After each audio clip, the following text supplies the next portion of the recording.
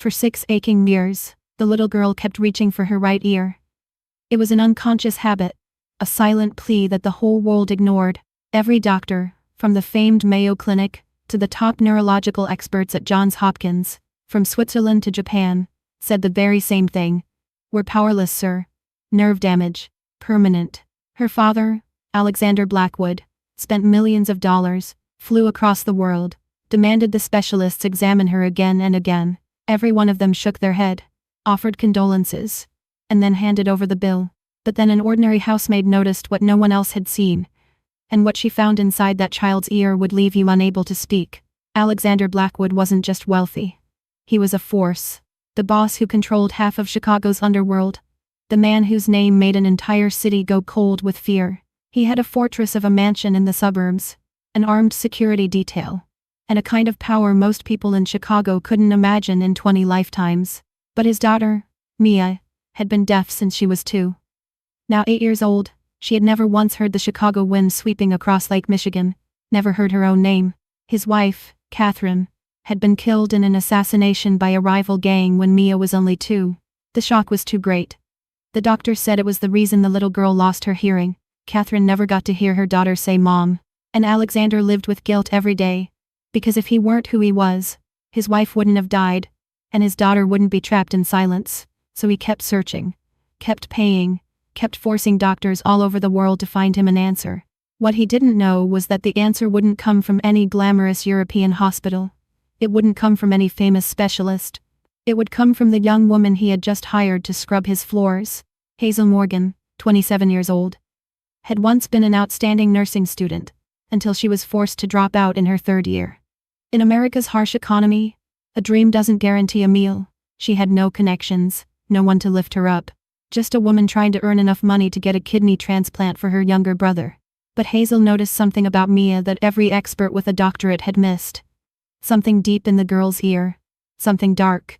And on a night of driving snow, when Alexander was trapped downtown, she made a decision.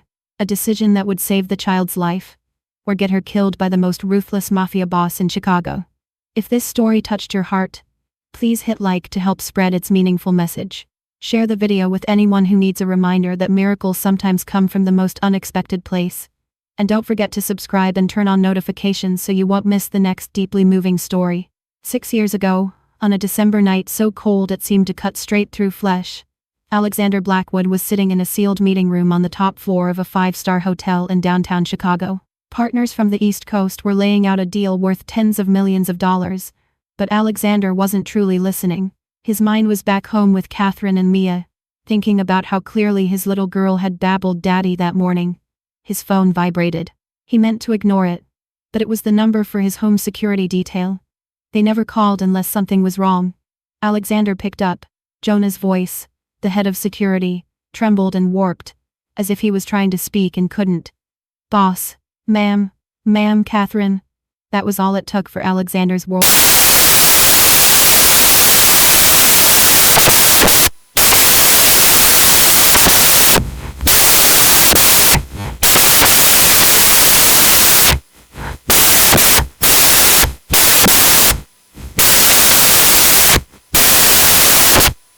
When Alexander shoved the door open and stepped into the living room, he saw hell. Catherine was lying there, on white marble that had been stained red, 3 bullet wounds in her chest, her eyes wide open, fixed on the ceiling, all life gone. And right beside her, little 2-year-old Mia sat in her mother's blood, tiny hands smeared with dark red, her mouth screaming without stopping. The child's screams tore through the night, tore through Alexander's soul. He lunged forward, yanked Mia away from Catherine's body, and crushed his daughter to his chest. Mia kept screaming until her voice went raw, screaming until there was no sound left. Alexander bellowed for an ambulance, for Jonah, for anyone who could hear him. But he already knew it was too late. Catherine was gone, and the Moretti gang, the rivals he'd been fighting over territory,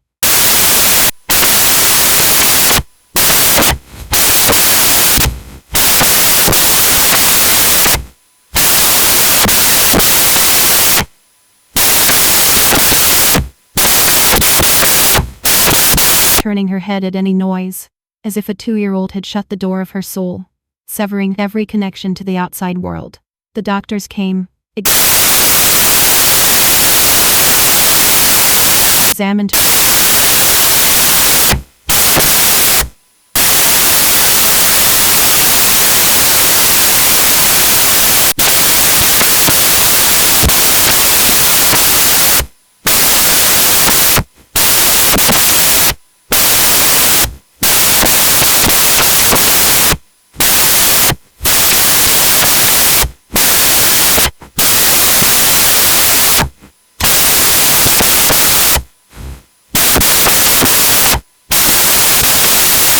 still couldn't come back to life.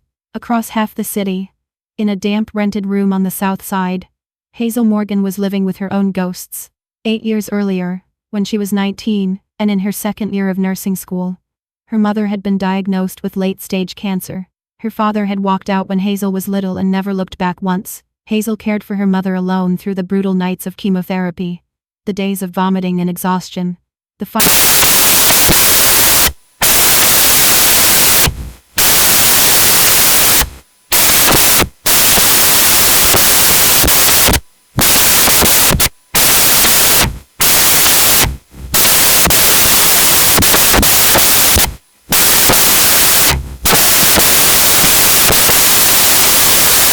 at once. She waited tables during the day, cleaned offices at night, and babysat on the weekends. Still not enough. Last night, Tommy had been hit by a wave of unbearable pain. His body convulsed on the old bed, lips gone pale, sweat soaking through him. Hazel held him, crying without a sound, whispering promises into his ear that she didn't know if she could keep. "I'll save you. I swear. I'll find the money. You'll get a new kidney. You'll live, Tommy." This morning, when Tommy had finally fallen asleep from sheer exhaustion, Hazel scrolled through her phone looking for work, and she saw it. A job posting for a housemaid at the Blackwood estate. A salary 5 times higher than normal. Blackwood. In Chicago, everyone knew that name. The Mafia boss, the man who killed without flinching, a devil wearing human skin. But Hazel didn't have any other choice. She looked at Tommy sleeping, at the sickly pallor of his skin, at the bruises left by needles. Then she pressed apply. She was willing to trade away everything. The next morning, Hazel stood before the iron gate of the Blackwood estate, both hands clenched around the strap of an old, battered handbag that held a few changes of clothes and her personal things. The November wind cut like a knife against her skin, but she knew she was trembling for more than the cold. In front of her was a fortress, in the most literal sense. A gray stone wall more than 4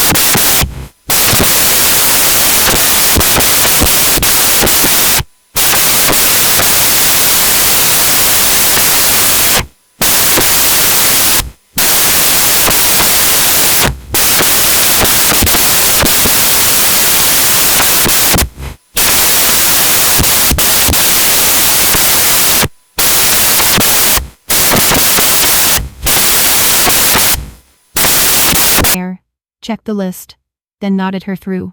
The massive iron gate began to open, slow and heavy, and Hazel walked into a world that didn't feel real. A stone-paved driveway ran straight toward the mansion, stretching before her like a dream so lavish it bordered on the unreal. The grounds covered 15,000 square feet, with lawns under, flower beds asleep for the season yet tended with meticulous care, and a marble fountain shut down in the freezing weather. The mansion itself was a Gothic revival castle, with sharp spires reaching upward, stained glass windows, and a gray granite facade that felt both magnificent and threatening.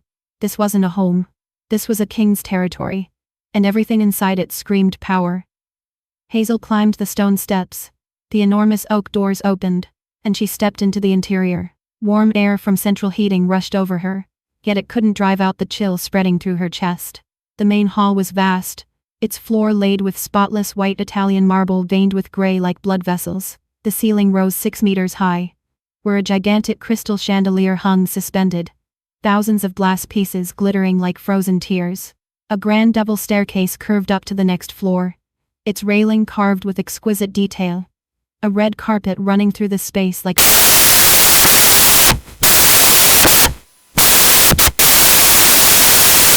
no conversation, only the sound of her own footsteps echoing across stone, and a stillness as heavy as lead pressing down on everything.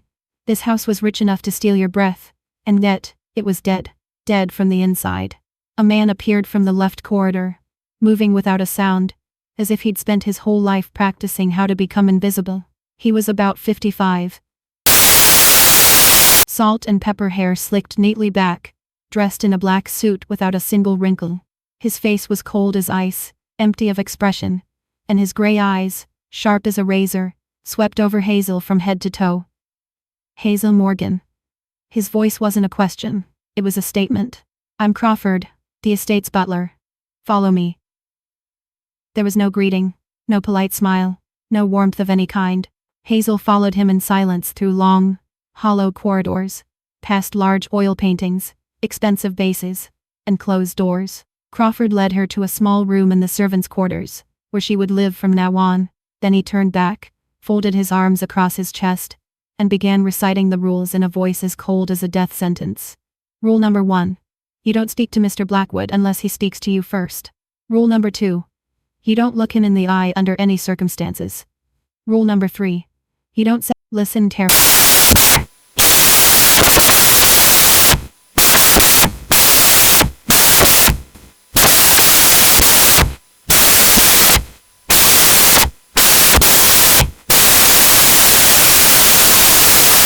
Didn't stop. The maid before you, a young girl fresh out of school, smiled at Miss Mia when she happened to meet her in the garden. Just a smile. She was fired before the sun set that day. He tilted his head, his gaze drilling into Hazel. Asked other staff questions. She doesn't work in Chicago anymore. In fact, no one knows where she is.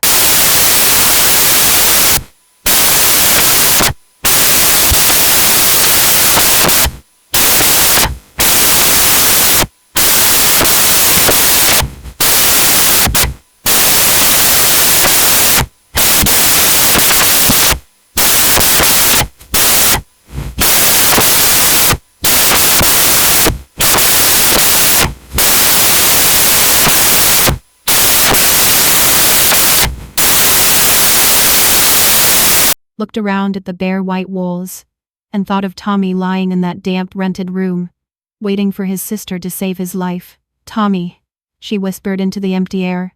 I'll save you. Even if I have to walk into hell, I'll do it. I promise. The first week passed like a nightmare stretched out in silence.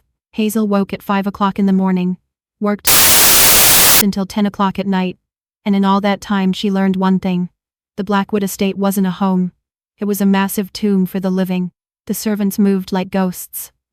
They walked without a sound, as if their feet didn't want to touch the ground. They didn't speak to one another except in curt work exchanges. They didn't laugh, didn't whistle, didn't hum a single tune. Their eyes stayed lowered, their shoulders stayed hunched, and their whole bodies carried the fear of creatures who had learned to survive by becoming invisible.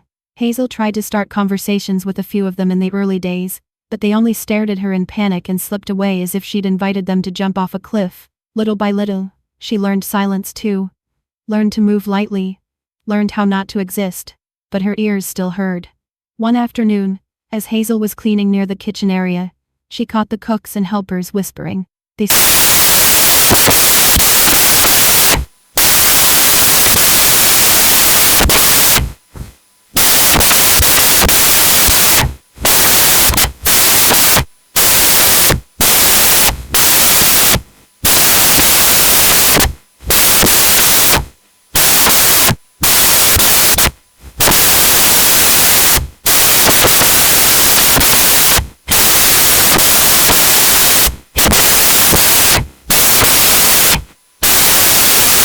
third voice warned. Never. They say the last person who did got fired on the spot. Or worse. Hazel walked away quietly, her heart beating faster than it should. She told herself she only had to work, earn money, save Tommy. Everything else had nothing to do with her. But then she saw Mia. It was late afternoon on the 5th day, when Hazel was assigned to clean the back veranda overlooking the garden. She was wiping the glass doors when her eyes drifted outside by accident, and her heart felt like someone had closed a fist around it. In the bare winter garden, on a cold stone bench, a little girl sat completely alone. 8 years old, a white dress, long black hair falling over her shoulders. Her head was bent down as small fingers picked up pebbles one by one and lined them into a perfectly straight row on the bench.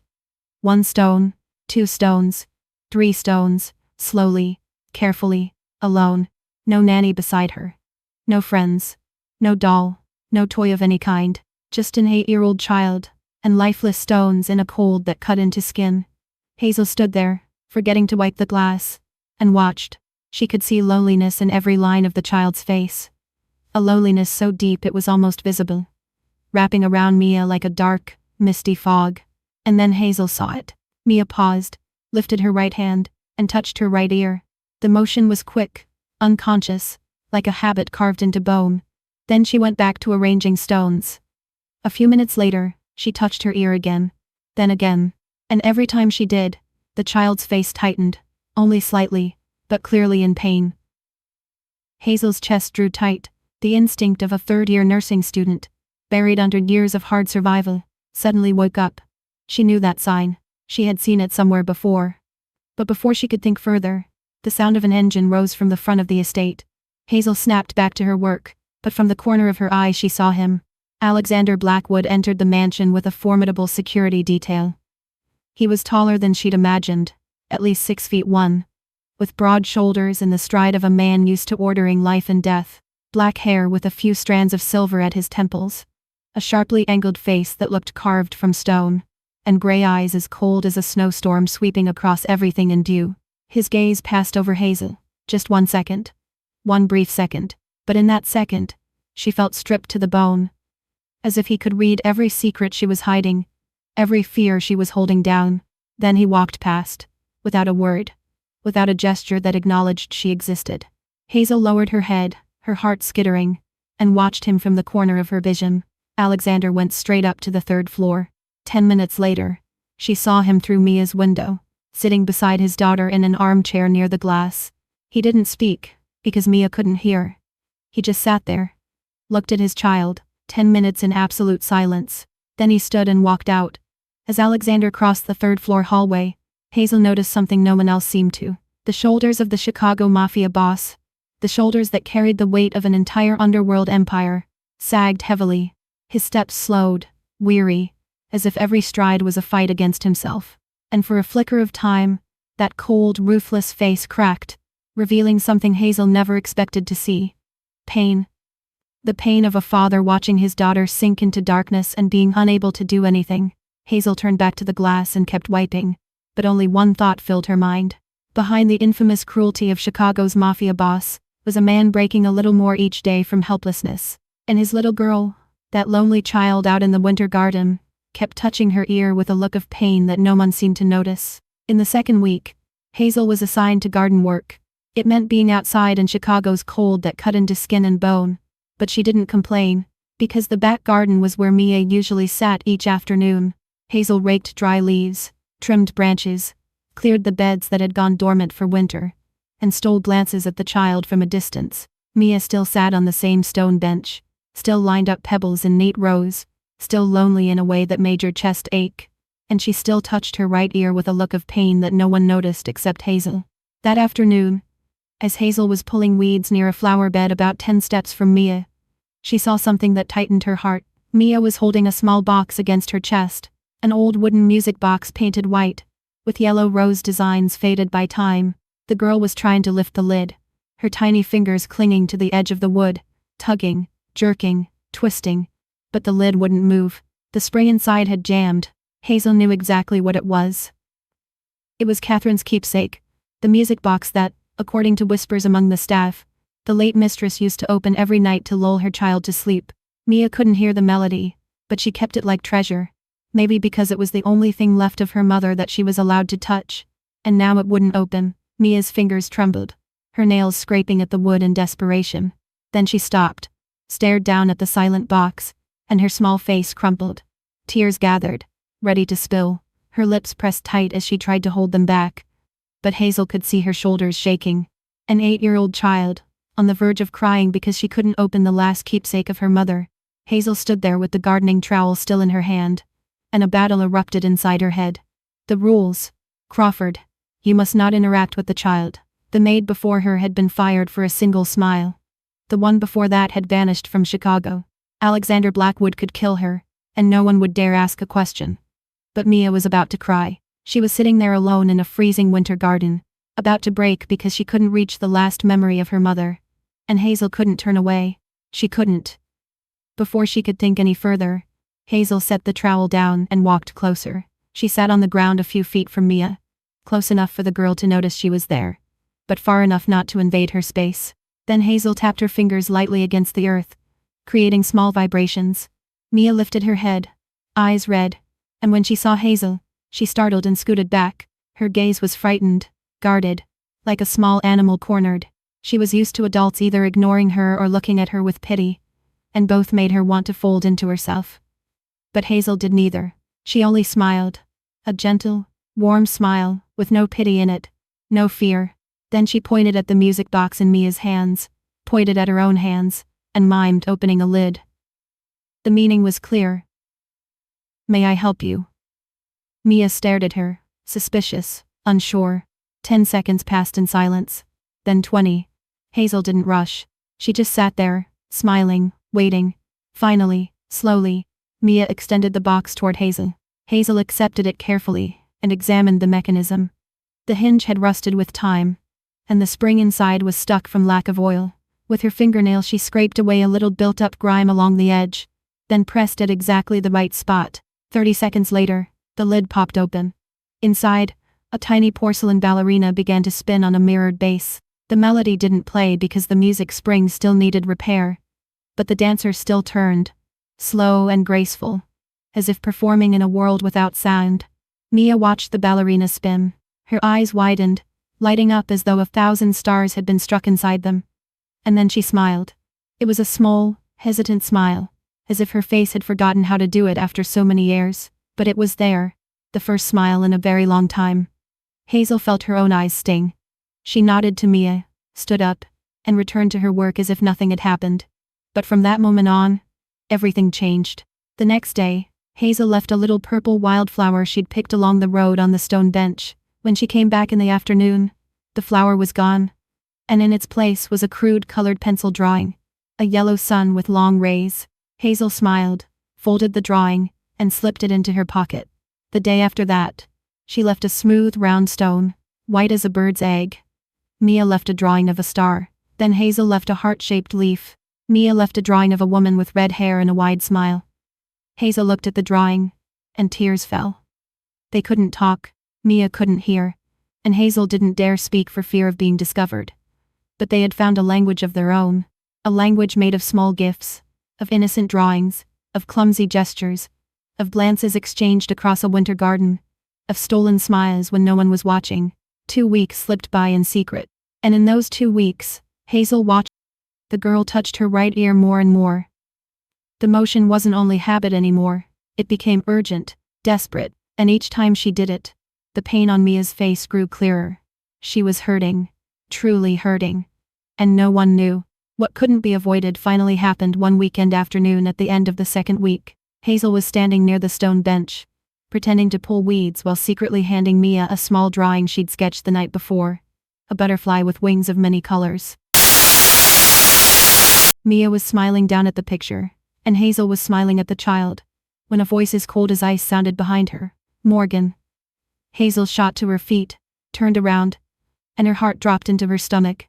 Crawford was standing there, less than 3 steps away, gray eyes razor sharp as he looked at her, the way you'd look at an insect you were about to crush. How long had he been there? What had he seen? "I warned you, Morgan." Crawford's voice didn't rise, but every word landed like a hammer. "Do you think the rules in this estate are a joke?" Hazel tried to keep her voice steady, even as her heart pounded out of control. "Mr. Crawford." She came close to me on her own. "I didn't start it." "Shut your mouth."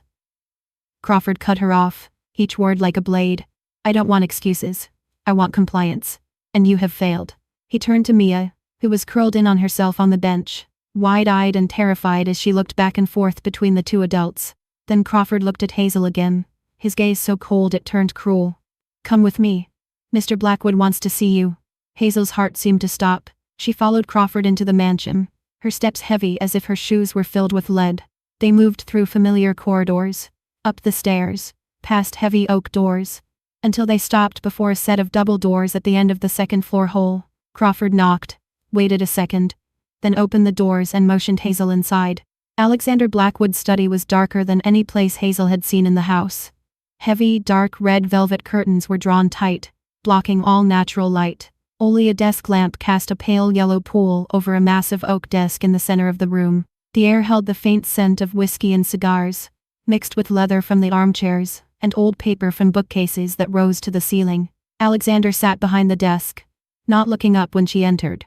He was reading something, or pretending to read, an expensive fountain pen turning slowly between his fingers. The door closed behind Hazel. She stood there in the dark room, alone with the most infamous Mafia boss in Chicago. "You made contact with my daughter." Alexander's voice came out low and cold, with no emotion Hazel could recognize. Hazel swallowed. "Sir, she came close to me. I didn't ask for a reason." Alexander cut her off, still not lifting his eyes. A heavy silence dropped over the room like a lead blanket. Hazel could hear her own heartbeat crashing inside her chest. 1 second, 5 seconds, 10 seconds. Then Alexander looked up, and his gray eyes drove straight into her like knives. "Crawford says you don't shake when you're threatened." He tilted his head, studying her. "Why aren't you afraid of me? Do you know who I am? Do you know what I've done to people who don't follow my rules?" Hazel drew a deep breath. She knew she should lower her head, should tremble, should beg for forgiveness. That was what an ordinary maid would do. But Hazel wasn't ordinary. She was a woman who had lost her mother, who was about to lose her brother, who had been wrung dry by life until there was nothing left to fear. "Because I've already lost it."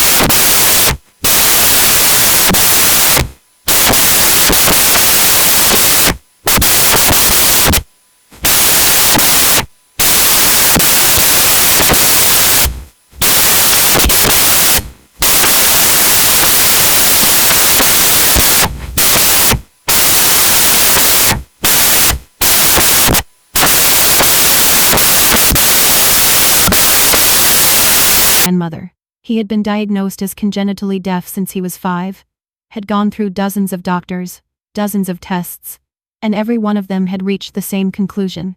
Damage to the auditory nerve, untreatable. His grandmother didn't have money to take him to more expensive clinics, so they came to the public hospital with one last, thin hope.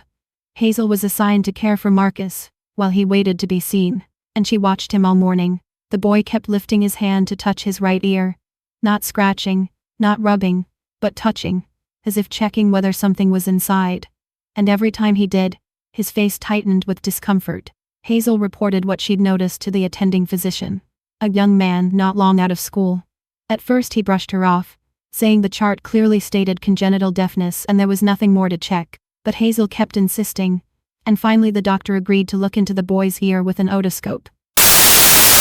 What they saw left them both frozen. Deep inside Marcus's right ear canal, a massive plug of earwax had hardened completely, sealing the canal like an enormous cork. It had been there for at least 5 years, building up and turning rigid over time. And not diagnosed.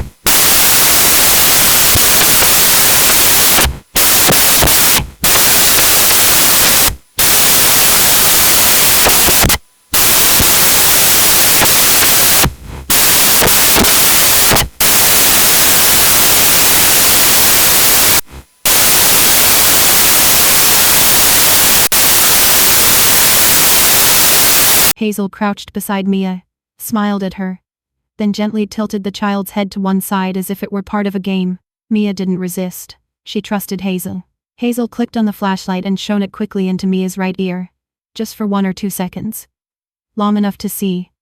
Her heart stopped. Deep inside Mia's ear canal, a thick black mass sat blocking the passage. It was far larger than the wax plug in Marcus's ear years ago. Harder. Darker.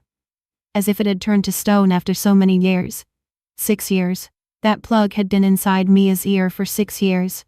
Through dozens of examinations by the top specialists in the world. Through millions of dollars spent on the most modern medical equipment, and not one of them had seen it. Hazel switched off the flashlight, patted Mia's shoulder lightly, then stood and walked away. She went straight into the servants' bathroom, locked the door, and leaned her back against the freezing brick wall. Her hands were shaking. Her legs were shaking. Her whole body trembled as if she were standing in the middle of a blizzard. She knew the truth now. Mia wasn't congenitally deaf. Mia didn't have permanent nerve damage. Mia had simply had a plug of wax blocking her ear for 6 years. And now the question was, what would Hazel do with that truth? The next 3 days were hell. Hazel worked like a machine, hands wiping, feet moving, but her mind was somewhere else entirely. She was fighting herself. A battle with no easy way out. Each night she lay on her bed, eyes fixed on the black ceiling, and her brain raced through every possible outcome. The first scenario. Tell Alexander Blackwood. She would ask to see him, kneel down, and say she believed his daughter wasn't congenitally deaf, that there was a wax mass in the child's ear that no one had discovered for 6 years. Hazel could almost picture the Mafia boss's reaction.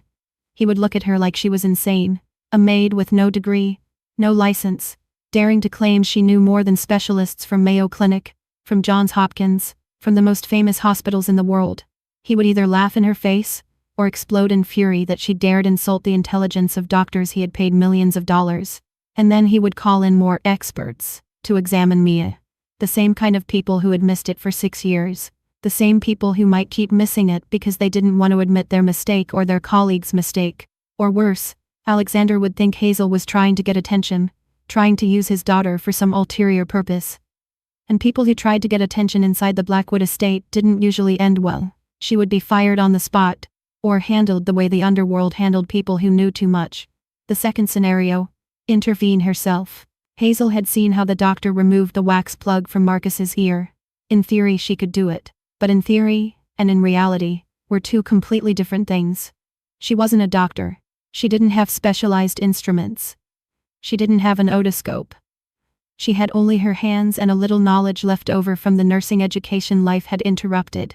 If she was off by a millimeter, if she went too deep, if she damaged Mia's delicate eardrum, the child would be deaf for real. Deaf forever. Not because of wax, but because of Hazel's own hands.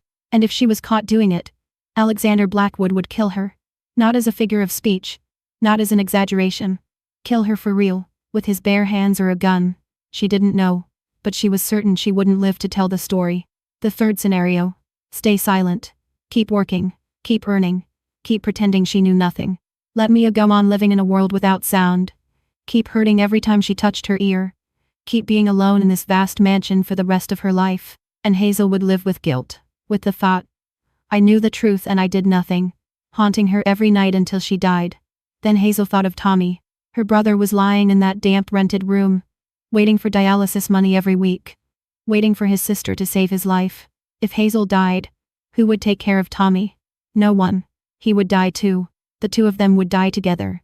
One because the Mafia killed her. One because there was no one left to pay the hospital bills. I can't risk it, Tommy. Hazel whispered into the dark, tears streaming down her cheeks. I can't. But every time she closed her eyes she saw Mia again. The child sitting alone in the garden. The child touching her ear and flinching in pain. The child smiling as she watched the ballerina spin inside her mother's music box. The child leaving crude drawings of suns and stars. An 8-year-old girl, lonely, hurting, abandoned by the entire world in silence. And Hazel was the only one who knew the truth. On the third night, Hazel made her decision. On her day off, she left the estate, walked to a pharmacy a few miles away, and bought a high-quality medical tweezers. The kind with a fine, sharp tip, designed to grasp small objects with precision. She brought it back to her room, sterilized it thoroughly with alcohol, then wrapped it in a clean cloth and hid it in her pocket. She would carry it with her at all times. She would wait for an opening, a perfect moment when no one was around, when she could be alone with Mia long enough to do what needed to be done. The moment would come, and when it did, she would act, even if it cost her life, even if it left Tommy alone in the world. Because there were things worse than death, and living with the guilt of knowing and doing nothing was one of them. On the 21st day at the Blackwood estate, Hazel was wiping down the first-floor corridor, rag in hand, her mind still spinning around the image of the medical tweezers hidden in her pocket, when the phone in her pants began to vibrate. She glanced at the screen and her heart clenched instantly. Northwestern Memorial Hospital. They never called unless something was wrong. Hazel hurried into a shadowed corner, answered, her voice shaking. Miss Morgan? The nurse on the other end sounded familiar. The same woman who'd been caring for Tommy for months. I have news about your brother. Good news and bad news. Hazel held her breath. The good news is we've found a kidney match for Tommy. That's very rare with his blood type, you know. We've been waiting a long time for this opportunity. Hazel's heart hammered. A match. After months of waiting, after night of praying, there was finally hope. But the nurse didn't stop. The bad news is, Tommy's condition has worsened suddenly this past week. His kidneys are failing faster than we expected. He needs the transplant immediately. He can't wait any longer. Hazel felt her knees go weak. Then do it now, please. That's the problem, Miss Morgan. The nurse's voice turned grave. To hold this kidney and proceed with surgery, you need to put down a deposit of $50,000 within 72 hours. If you can't, by policy, the kidney will be transferred to the next patient on the waiting list. I'm so sorry, but that's hospital policy. $50,000, 72 hours. The numbers echoed in Hazel's head like a death bell. She didn't have $50,000. She didn't have $5,000. A full year's salary at the Blackwood estate wouldn't even cover it. Who could she borrow from? No one. She had no family, no friends, no one in this world except Tommy. Miss Morgan, are you still there? Yes, Hazel whispered, her voice dry. I'll try. She ended the call and stood there in the empty corridor, her body numb. Then her legs carried her automatically to the staff bathroom. She locked the door, pressed her back to the cold brick wall, and collapsed. Tears poured out beyond her control. Hazel sobbed, choking. But she didn't dare make a sound. Afraid someone would hear, she covered her mouth with both hands, her shoulders shaking in waves, and cried the way she'd never been allowed to cry. Tommy was going to die. Her brother, her only brother, the boy she'd promised her mother she would protect at any cost, was going to die because she didn't have $50,000. She thought of dropping to her knees in front of Alexander Blackwood and begging him for the money, but the thought was crushed almost as soon as it formed. Owing money to the Mafia was selling your soul to the devil. She'd heard enough stories in the kitchen about people who borrowed from Mr. Blackwood, and how it ended. They became slaves for life. Or worse. No. She couldn't take that road. But what other road was there? Hazel sat in the bathroom for nearly an hour, crying until there were no tears left, until her body was drained, and her mind went blank. Then she washed her face, looked into the mirror at her reddened eyes and hollow cheeks, and stepped back out to keep working. because she had no other choice. That evening, Chicago's sky began to turn a dirty gray. By night, the first snowflakes fell. And by midnight, the biggest blizzard in 10 years slammed into the city. The wind howled at 60 miles an hour, whipping against the estate's windows as if it meant to tear them apart. Snow fell thick and heavy, piling up like white walls, covering the streets, freezing every route out. Alexander Blackwood was stuck downtown because a business meeting had dragged on. Mia's nanny has to leave early before the roads iced over completely. And Crawford agreed. The other servants huddled down in the basement area where the heating was concentrated. The power flickered again and again, and the backup generator growled like a wounded beast. The Blackwood estate sank into darkness, lit only by the pale glow of a few emergency lamps and the roar of the storm outside. Hazel lay on her bed in her small room, eyes on the ceiling, her mind empty. She had cried herself dry. She had thought through every option until there was nothing left. She had nothing. And then, through the howl of the wind and the slap of snow against glass, she heard another sound. Crying, ragged, afraid, echoing down from the third floor. Mia's room. Hazel jerked upright, her heart racing. The child was alone up there. No nanny. No father. No one. In the night of a roaring blizzard, in a pitch-dark room, an 8-year-old girl was crying all by herself. A storm night. Just like the night 6 years ago. The night Catherine was killed.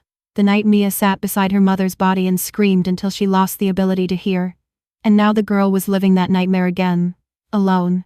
Hazel stood at the foot of the staircase, staring up toward the third floor, black as ink. Mia's crying drifted down, ragged and frightened, like a plea for help rising from the bottom of a deep, endless ravine. In the darkness, that crying sounded even more mournful, more painful, more crushingly lonely. Crawford's rules rang in Hazel's head like an alarm bell. Do not go up to the third floor. Do not interact with the child. The one before you got too curious. And she doesn't work in Chicago anymore. Crawford. Alexander. Death. The three of them spun through Hazel's mind like a hellish whirlpool. If she climbed those steps, she might never come back down. Not on her own feet. Maybe in a body bag. But that crying, the choked sobs of an 8-year-old alone in a storm night. In a dark room, with the memory of the night her mother died 6 years ago closing in around her. Hazel couldn't turn away. She placed her foot on the first step. Her heart was beating wildly. So hard she could hear it echoing in her ears. The second step. The third. Each step felt like walking into her own death sentence. The staircase stretched on forever through the dark, lit only by the weak flicker of a few emergency lamps, blinking like ghostly eyes. The storm wind howled outside, battering the windows, shaking the entire mansion. But Hazel kept moving. She climbed until she stood before the door to Mia's room. She pushed it open. The room opened up before her. And what she saw inside made her heart feel crushed in someone's fist. Mia was curled on the bed, small as a wounded animal trying to fold into itself for protection. Her hands were clamped over her head, her whole body trembling without stop. She was crying, but not out loud, because she didn't know she was making sound, because she lived in a world without noise. There were only tears tracking down her cheeks, and the small body jerking with each wave of silent sobbing. Around the room, dozens of photographs of Catherine stared down from the walls. Catherine smiling, Catherine holding Mia when she was a baby, Catherine on her wedding day with Alexander. Catherine, Catherine, Catherine, the mother who had died in a storm night 6 years ago, leaving her little girl alone in a silent world. And tonight, with another storm screaming beyond the window, Mia was reliving that nightmare. Alone, with no one beside her. Hazel stepped closer, and then she saw something that turned her blood cold. The skin around Mia's right ear was raw and red, slightly swollen, as if something inside was pressing with frantic force, trying to push its way out. The wax plug. It was moving. Maybe the air pressure had shifted because of the storm. Maybe it was something else. But it was hurting Mia, hurting her so badly she couldn't bear it. Hazel sat down beside the bed and gently set a hand on Mia's shoulder. Mia jolted, opened her eyes, and for the first second, her face was filled with terror. Then she recognized who was sitting in front of her. The red-haired woman. The one who had fixed her mother's music box. The one who had left wildflowers in a heart-shaped leaf. The only person in the world who truly saw her. Mia threw herself into Hazel. Small arms wrapping tight around her, clinging the way you cling to a life raft in a stormy sea. She cried into Hazel's chest, crying without sound. But Hazel could feel every tremor of that tiny body. Every hot tear soaking through her shirt. Hazel held her close, stroked her long black hair, and fought back her own tears. Then she saw Mia lift a hand to cover her right ear, her small face pale with pain. She was hurting. Hurting so badly she couldn't stand it. Hurting so much she forgot even her fear of the storm night. Hazel closed her eyes. In her mind she saw Tommy, lying in a hospital bed with his sickly pale skin, and his weak smile. He needed her. If she died tonight, Tommy would die too. Then she saw Mia, an 8-year-old child alone, in her arms, in pain, terrified, needing someone to save her. Hazel couldn't save them both, but she could save one person right now. In this moment, if she dared. God, she whispered into the darkness, her voice shaking. If I die tonight, please take care of Tommy. Please send someone to him. But I can't let this child hurt for one more second. I can't. Hazel opened her eyes. Her hand slipped into her pocket, where the medical tweezers, sterilized with care, had been waiting. She drew it out and looked at it in the weak light of the emergency lamp. A small pair of tweezers. A simple tool. But in her hands, it could be a miracle, or a death sentence. Tonight, Hazel Morgan would do what was right. Even if it cost her everything. Even if it cost her her own life. Hazel gently loosened Mia from her arms, then knelt in front of her at eye level. She needed Mia to understand what she was about to do. She needed the child's permission. Even if Mia was only 8 years old. With slow, careful gestures, Hazel pointed to Mia's right ear. Then she lifted the tweezers so the girl could see them. Then she mimed, sliding the tweezers into an ear and pulling something out, as if removing an object. Mia watched her, wide eyes slowly understanding. And immediately, fear flooded the child's face. She scooted back, shaking her head. Both hands clamped over her ear as if to protect it. Hazel understood. Mia had been through too much. Too many examinations. Too many cold instruments pushed into her ear. Too many rounds of hope followed by disappointment. Every time it hurt. Every time it was useless. And now a woman wanted to do the same thing again. But Hazel wasn't a stranger. She was the one who had fixed Mia's mother's music box. She was the one who left wildflowers in a heart-shaped leaf. She was the one who traded clumsy drawings and stolen smiles. She was the only person in this world who truly saw Mia. Not as a disabled child. Not as the Mafia boss's daughter. But as an 8-year-old girl. Who was lonely, and needed to be loved. Hazel looked straight into Mia's eyes and didn't say a word. Because she knew Mia couldn't hear. She only looked at her. With all her sincerity, all her tenderness, all the promise that she would never hurt her. And Mia looked back. For a long time, then slowly, she lowered her hands from her ear and nodded. A small nod. But it was everything Hazel needed. Hazel switched on the bedside lamp, and adjusted it so the light shone directly into Mia's right ear. She signaled for the girl to lie down and tilt her head to the left. Mia obeyed, her eyes still fixed on Hazel, still trusting her. Even though the fear hadn't vanished completely, Hazel drew a deep breath, trying to steady herself. Her hand was shaking. Shaking so hard she could see the tweezers tip trembling in the lamplight. "Don't shake," she whispered to herself. "Don't shake. One slip and it's over.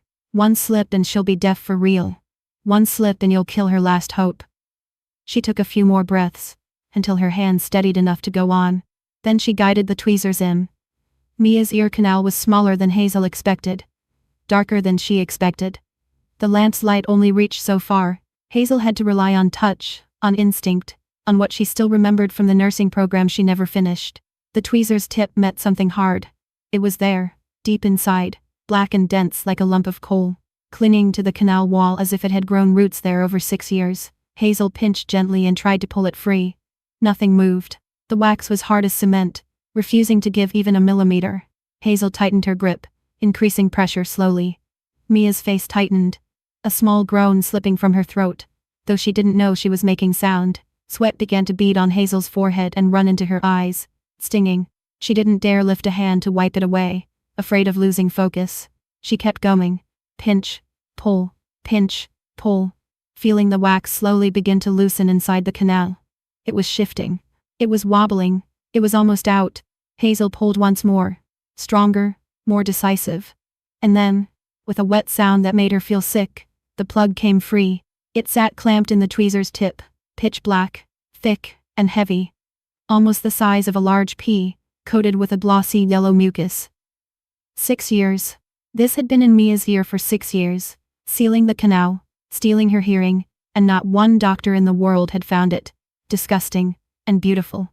Because it was out. Hazel set the tweezers down and looked at Mia. The girl was still lying on her side, eyes squeezed shut, bracing for the next wave of pain. But the pain didn't come. Instead, 1 second passed. 2. Then Mia opened her eyes. And something had changed in them. A stunned wonder, confusion, as if she had stepped into a completely new world. Mia sat up as if jolted by electricity, her head turning toward the window where the blizzard was raging outside, wind howling, snow slamming against glass, trees bending, the wild, chaotic sound of nature in fury. And Mia was hearing all of it. For the first time in 6 years, her lips moved, her throat vibrated, struggling to form a sound she had never truly learned to control. And then a word came out, hoarse, awkward, like someone speaking for the very first time. Wind! Wind! Hazel cried. Tears burst out like a flood, running down her cheeks, dripping onto her hands, onto the tweezers smeared with blood and mucus. She wrapped her arms around Mia, held her tight, and wept into the girl's long black hair. You can hear, she sobbed, her voice breaking. Dear God, you can hear. You can hear now, Mia. You can hear. Mia lifted a hand and touched her throat, where she could feel a strange vibration each time she tried to make a sound. For 6 years, she had lived in a completely silent world, where everything was only images with no noise attached. But now everything was different. She looked around the room as if she had just landed on an entirely new planet. The heater humming in the corner, the wind shrieking at the window, screaming as if it wanted to tear the night apart, snow striking the walls in waves, again and again. The sound of her own heart beating in her chest. Thump, thump. A sound she had never even known existed. Everything was new. Everything was miraculous. Everything was so overwhelming that Mia didn't know how to react. She turned to Hazel, wide eyes full of wonder and a little fear. Her lips moved, trying to shape sound the way she had a moment ago. Ha, Zell. Her voice was hoarse and clumsy, like someone learning to speak from the beginning. What is that sound? Hazel cried and smiled at the same time, tears streaming down her cheeks while a radiant smile held on her lips. She hugged Mia tight, stroked the girl's long black hair, and whispered into her ear, into the ear that could finally hear. That sound, Mia. That's the world you've missed for 6 years, and now you can hear it. You can hear everything. Mia hugged Hazel back, small arms locking around her neck, and for the first time, she cried out loud. Little sobs slipped from her throat, awkward and unfamiliar, but real in every second.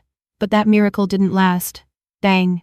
The bedroom door flew open with a piercing crash. Hazel and Mia both jerked and turned toward it. And there, in the doorway, stood Alexander Blackwood. He was home early. Somehow he had pushed through the monstrous blizzard raging outside, broken through every barrier to get back here. Maybe it was a father's instinct. Maybe it was the unease of knowing his daughter was alone in a storm night. Maybe it was simply fate. Whatever the reason, he was there, and his gray eyes swept over the scene with the speed of a predator.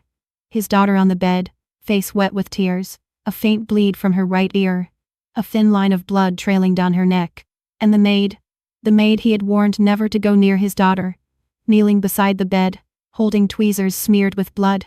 Alexander's face twisted.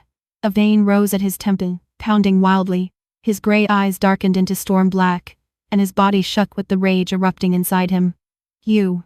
His voice was low, dangerous, like the growl of a lion before it strikes. Dead.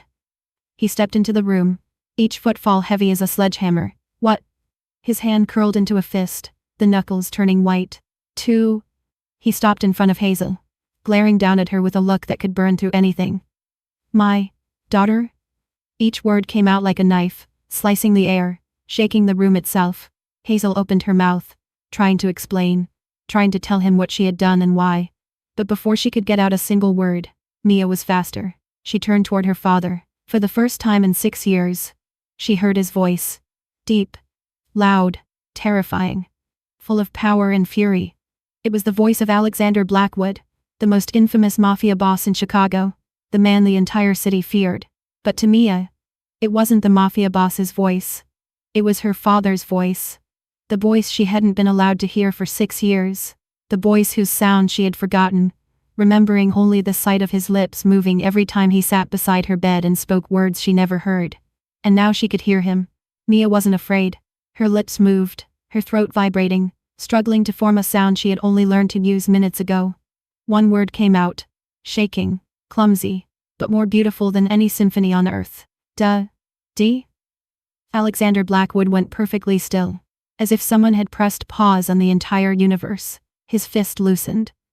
The rage on his face dissolved, replaced by an expression Hazel had never seen on the Mafia boss. Shock, disbelief, and hope.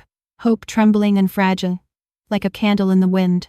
Daddy, loud, Mia said again, her face tightening as if the sound was so big it was giving her a headache.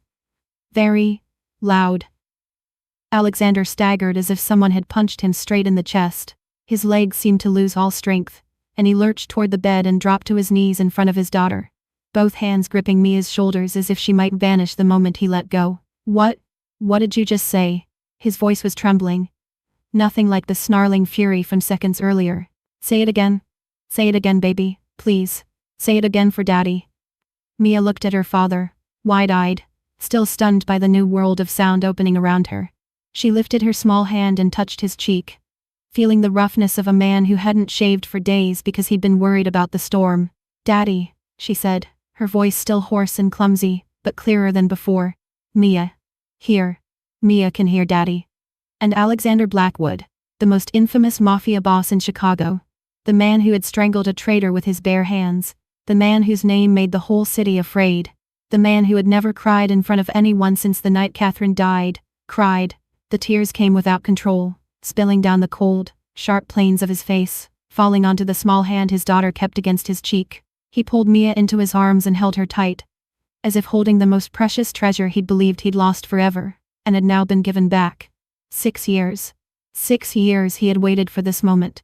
6 years he had spent millions of dollars, flown across the world, begged every doctor, every specialist. 6 years he had lived in despair, watching his daughter drown in silence, and being unable to do anything. And now she was speaking.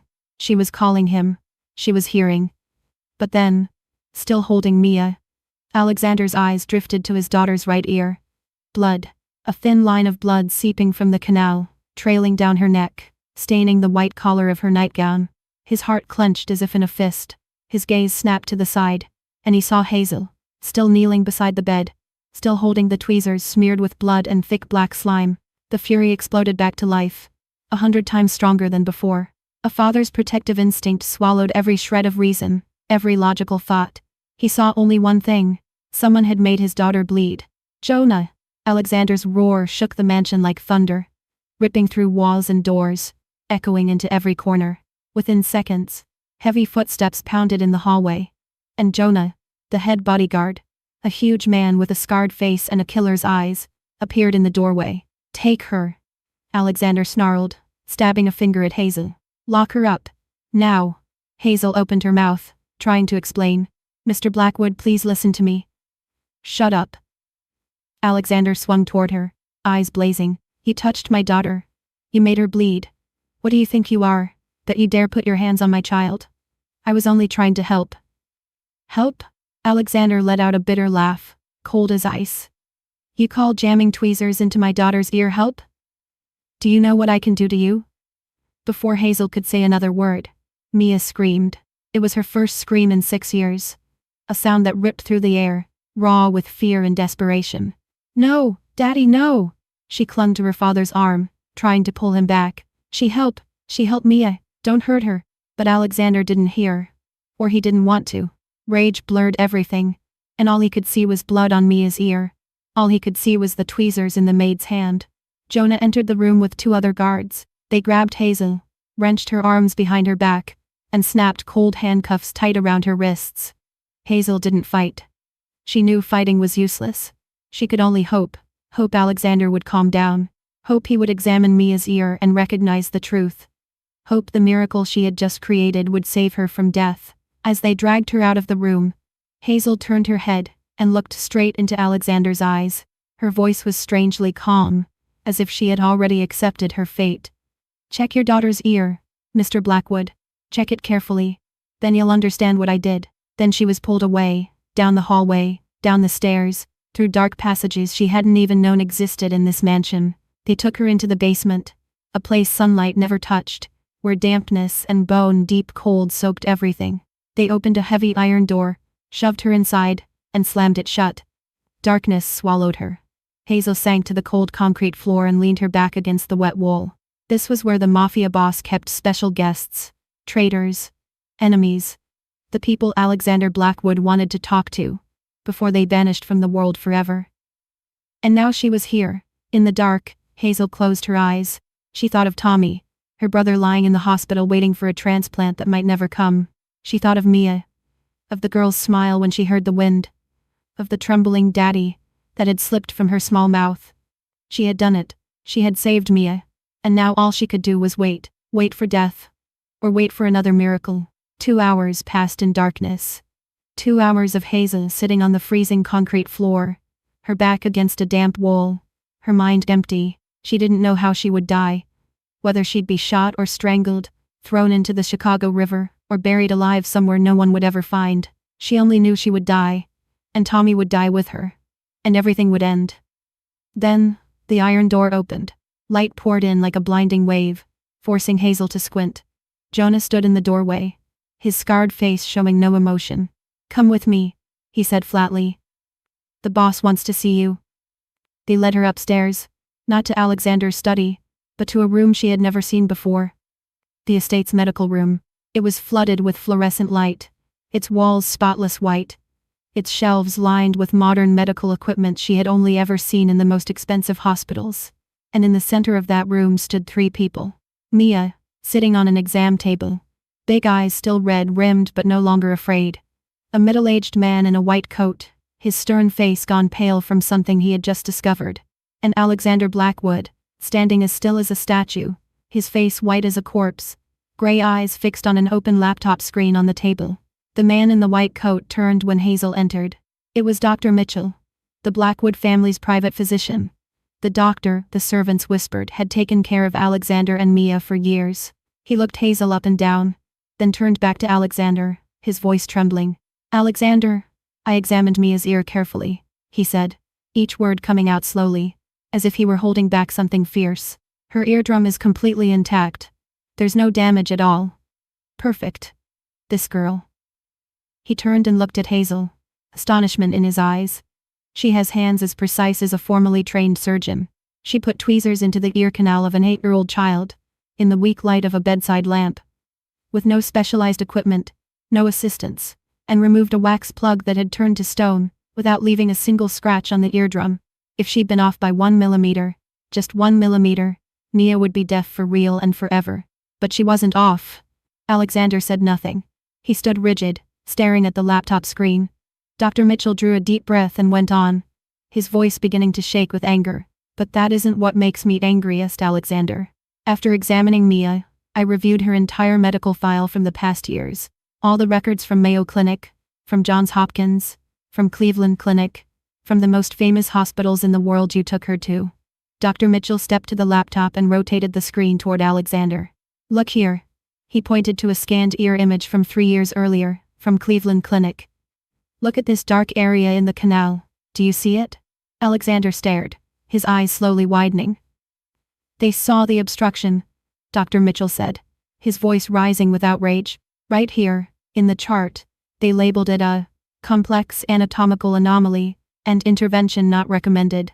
But instead of telling you the truth, instead of recommending a simple procedure to remove it, they coded it as permanent auditory nerve damage due to psychological trauma. They lied to you, Alexander.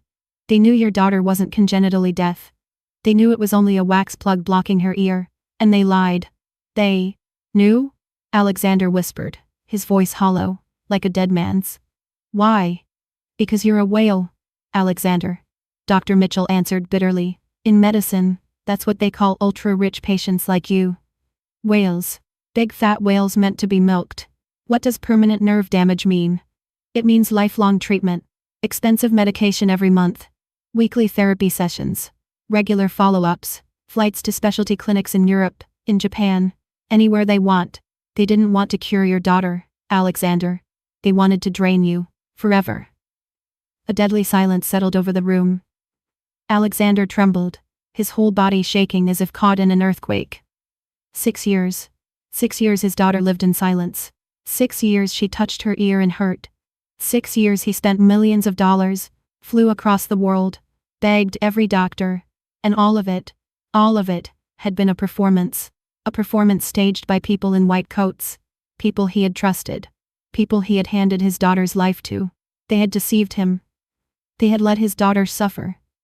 They had stolen 6 years of Mia's childhood. All for money. Alexander turned to Hazel. She still stood between two guards, her wrists still cuffed, but her eyes weren't afraid anymore. She had done what she needed to do. Even if she died, she wouldn't regret it. You. Alexander opened his mouth, his voice rough, as if every word had to fight its way through a wall in his throat. How did you know? How did you know what the best doctors in the world didn't know? Or pretended not to know? Hazel looked straight into Alexander's eyes, and this time she wasn't afraid anymore. She had faced death in that damp, lightless basement. She had accepted that she might never see Tommy again. She had let everything go. And when someone has let go of everything, there's nothing left to fear. I used to be a nursing student, she said, her voice strangely calm. 3rd year, before I had to drop out. During my hospital training, I saw a similar case. A 10-year-old boy, diagnosed as congenitally deaf for 5 years. No one questioned the diagnosis. But I noticed he kept touching his ear and tightening his face as if he was in pain. I told the attending doctor. They checked again, and they found a hardened wax plug sealing the ear canal. 15 minutes later, the boy could hear. She paused for a second, and drew a deep breath. When I came to work here, I saw Mia. I saw her touching her right ear over and over, in pain. Exactly like that boy years ago. I paid attention, I watched, and I recognized it as a sign. No one else noticed. Or maybe they noticed and stopped caring a long time ago. To them, Mia was just a deaf child, and whatever a deaf child does gets treated as normal. Alexander stood there listening, his face pale and blank.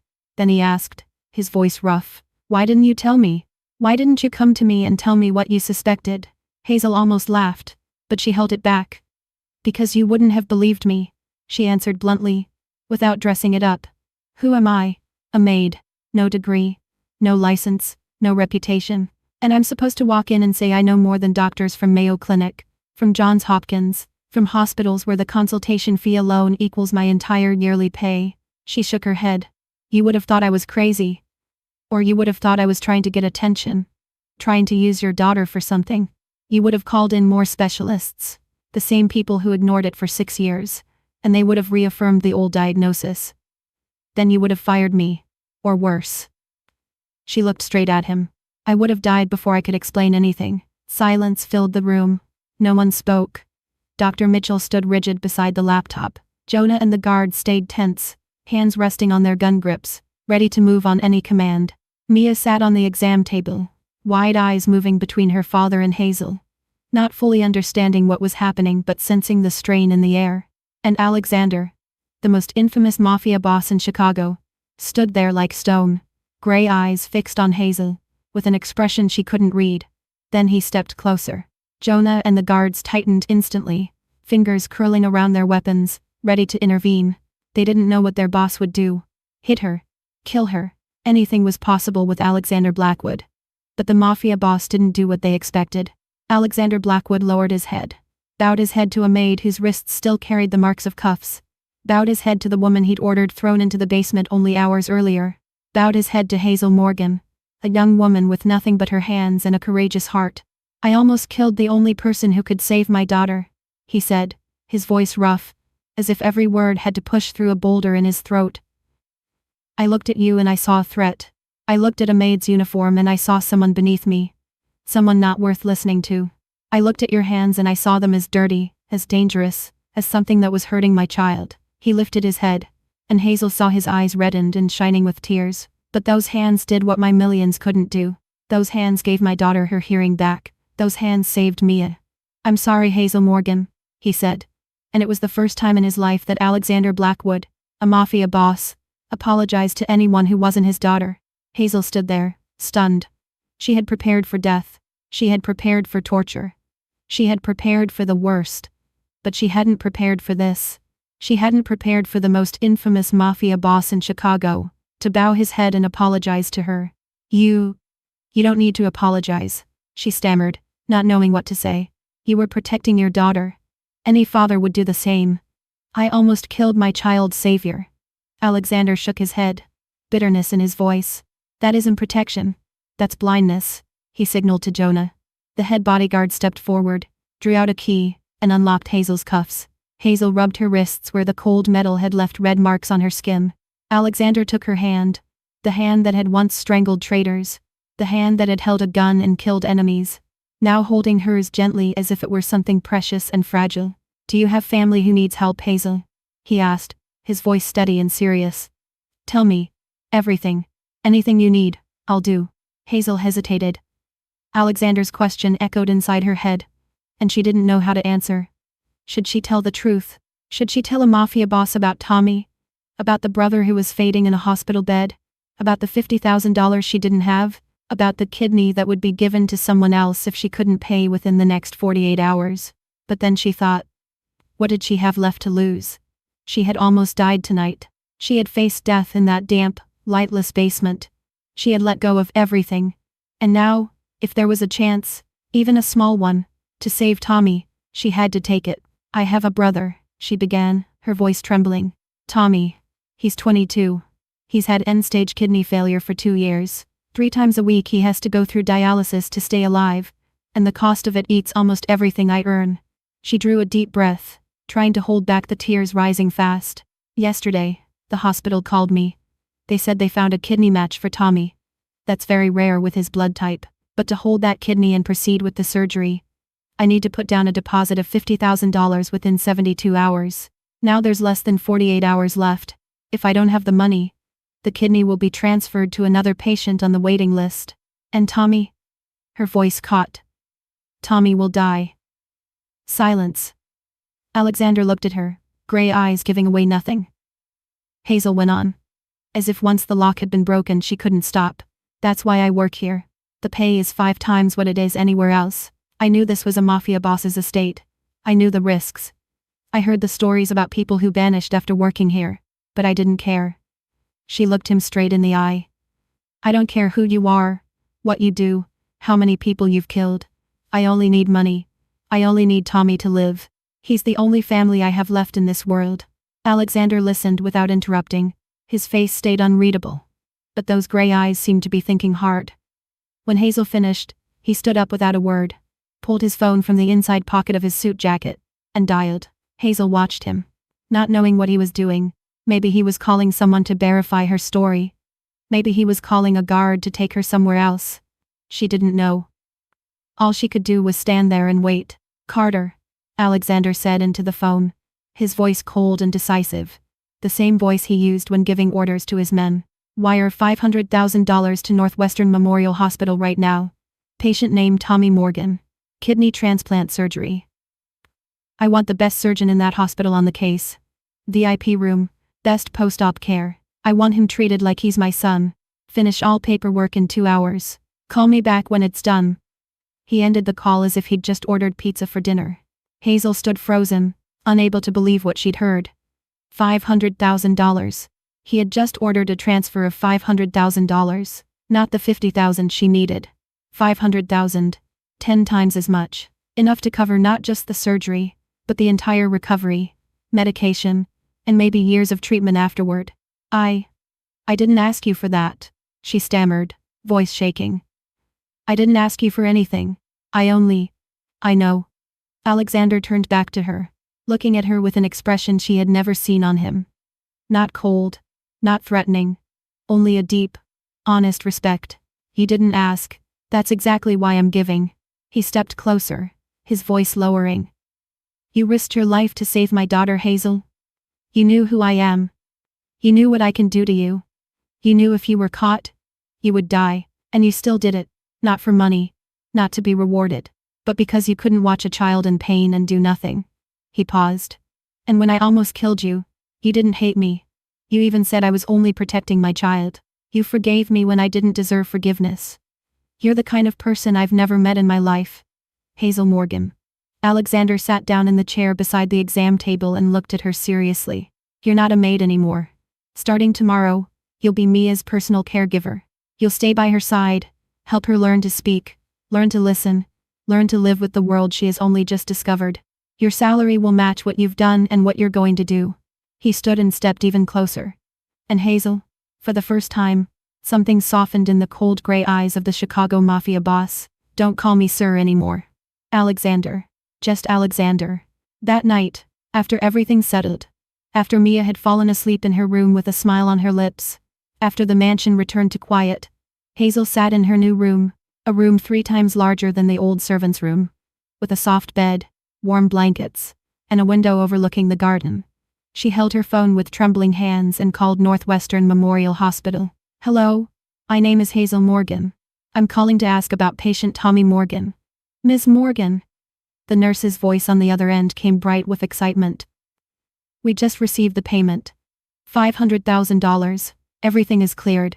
Tommy's surgery will be tomorrow morning. The department chief will perform it personally. He'll receive the best care. You can rest assured. Tears spilled out. Hazel cried, unable to stop, crying from relief, from happiness, from gratitude, from every feeling she had held down for years. Can I talk to Tommy? He's half awake from the medication, but go ahead. He'll be able to hear you. Hazel heard the phone being held to her brother's ear. She drew a deep breath and tried to steady her voice. Tommy, can you hear me? Sis. Hazel? Tommy's voice was weak and foggy. It's me, Tommy. Listen to me. Tears ran down her cheeks. You're going to live, Tommy. You're getting the transplant tomorrow. You're going to get better. I promise you. You're going to live.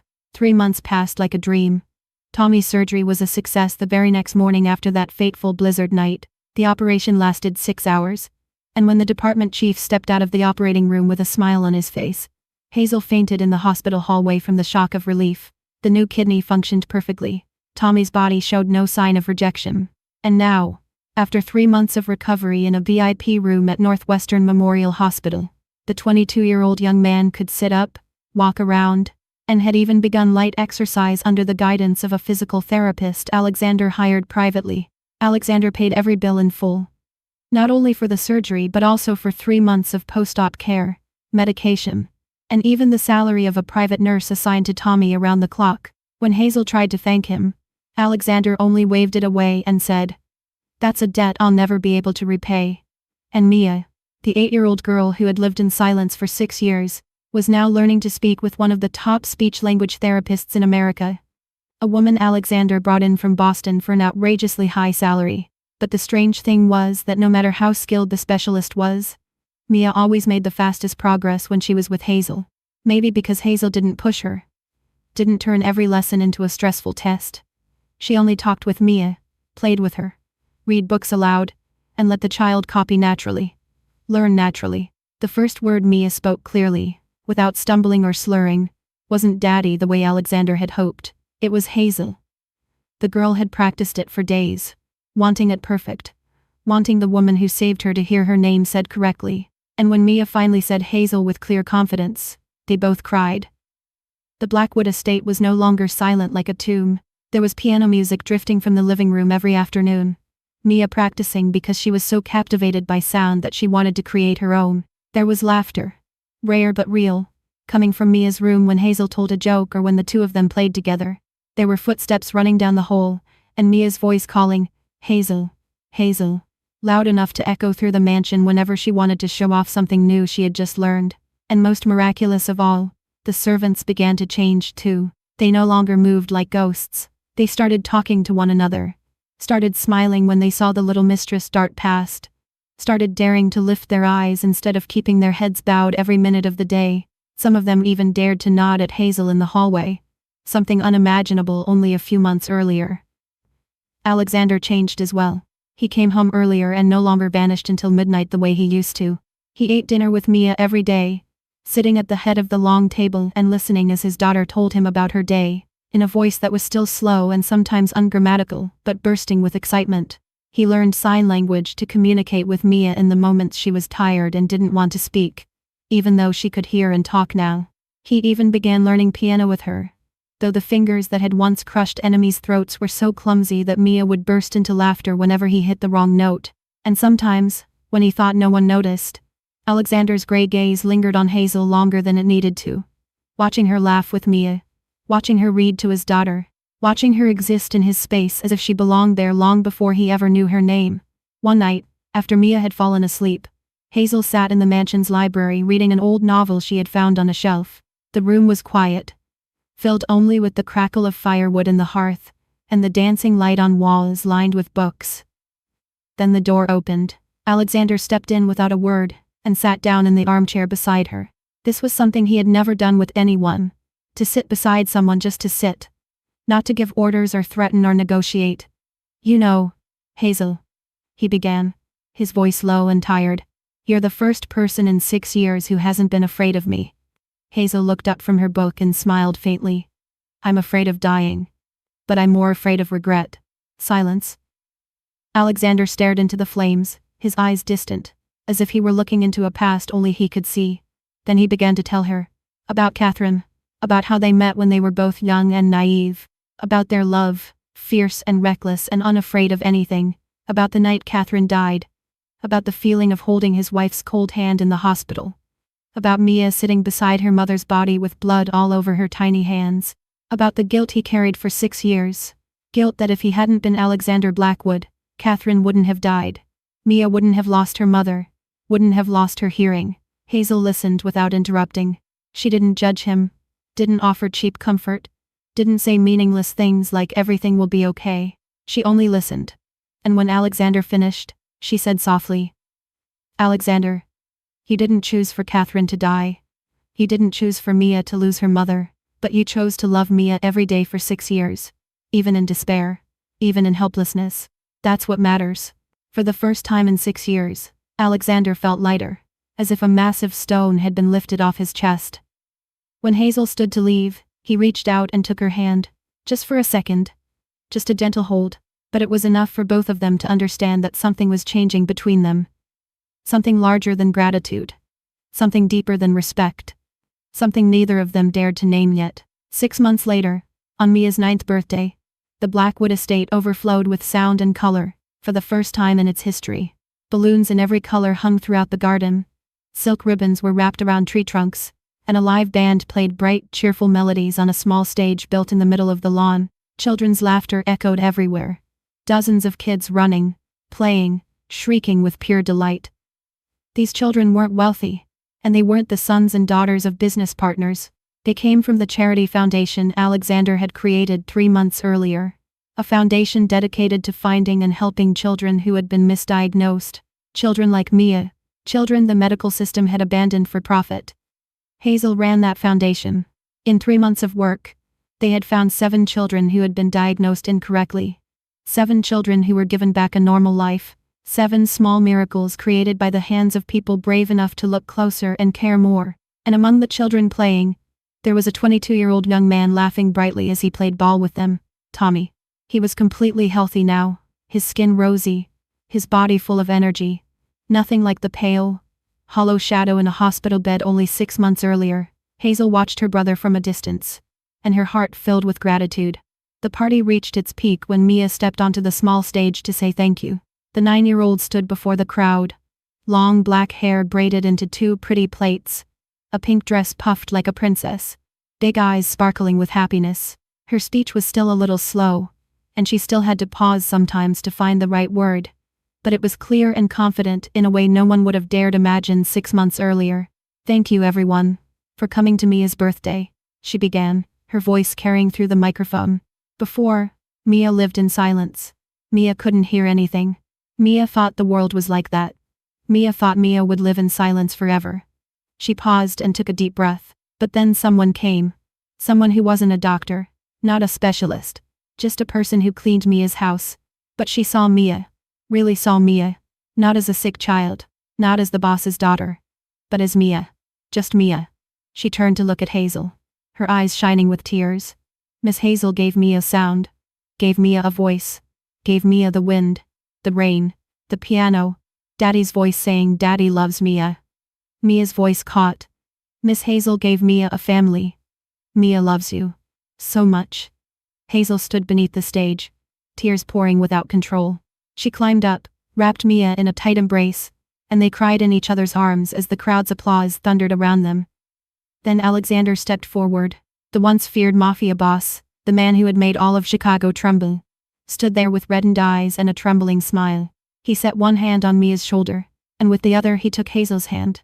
In front of everyone, without hiding, without hesitation. She didn't just save Mia, he said, his voice low and thick with emotion. She saved me too.